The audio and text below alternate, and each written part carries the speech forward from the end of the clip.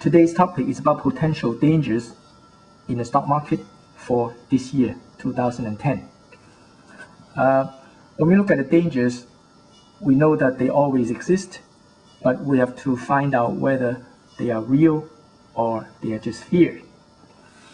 And we also have to find out whether the dangers are long-term or just knee-jerk reactions. First of all, we look at the economy and jobs. And I know that this is everybody's worry about the economy and job prospects. And what we have now is a recovery, economic recovery, but the recovery is very fragile. We're still on the positive side, but then it's slow and fragile. And let's take a look at the job loss. About a year ago, the US was losing 800,000 jobs per month in January, February, and March. And now, what is the figure? In December, it's around 85,000. So when you compare these two monthly figures, do you see the improvement? Of course, things can still get better, but we have improved quite a lot. However, because job prospects are not that good, we're still bleeding jobs. So consumer spending has not recovered yet. But the stock market has already recovered because the stock market always looks forward. The stock market has a bull in 2009. The next important factor is interest rates. We know that high interest rates always cause cash to flow out of the stock market because people can put the cash in the bank and get more interest. When we look at the current rate now, is 20.25%, and for some places it's even lower. And this is deliberately low by the Federal Reserve to stimulate the economy.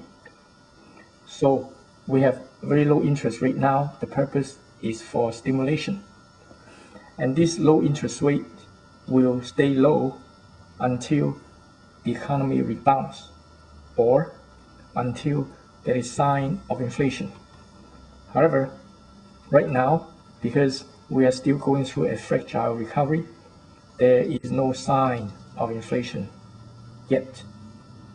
You can never have a sign of inflation in a recession.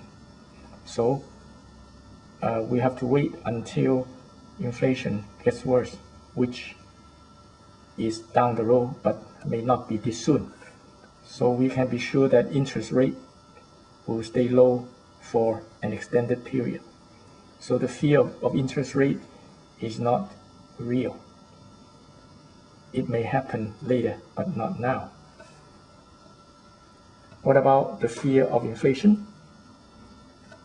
Well, the fear is legitimate because high inflation always brings a bear market. Do we have high inflation now? No. We have very little inflation because we are still recovering from the recession. So we don't have to fear. Inflation only occurs when the economy booms. We don't have a booming economy, do we? So we gotta wait. We have to wait for consumer demands to pick up. If consumer demands don't pick up, we don't have inflation. Another worry is huge government deficits. In the US, the government incurs over $1 trillion deficits. This is very high by historical standard. Now, huge deficits will lead to inflation. It will lead to high interest rates, and also it will lead to a drop in the US dollar.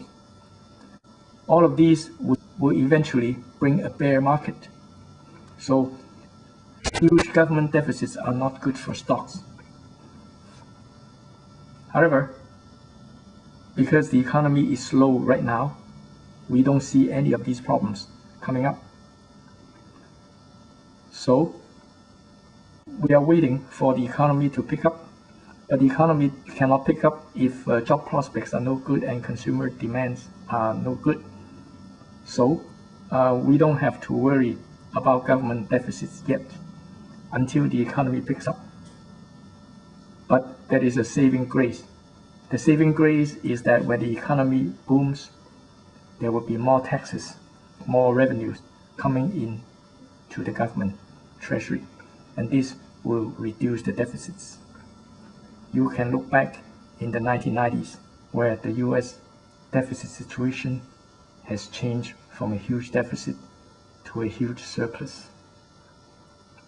So we should not worry about government deficits. We should worry specifically about the ability of the government to cut and control spending. Because even though there are taxes coming in, if the government cannot cut or control spending, it will incur huge deficits. Now we come to the wild cards. Wild cards are those circumstances where we cannot predict or we don't expect. Rising oil prices. We expect this, but we cannot predict how fast. And what is the reason? Due to limited supply, we don't have enough supply in the world for oil, and also due to limited alternatives. We don't have any alternatives. If there's no oil, we are stuck. And the problem is that most of the oil is located in the Middle East, and the Middle East is very unstable. That is why we have volatile oil prices. What about the banks? Should we worry that some banks may fail? Yes, because we are not out of the woods. We may have one or two major bank failures, which is possible, but is not that likely since the banks are mostly stabilized. What about another housing collapse? This is only a fear, because the housing bubble that we had is already burst. What about terrorism? This is a real fear, because terrorism can strike anytime, anywhere. And when they strike, it always produces a negative response, a negative reaction from the stock market. The stock market always goes down.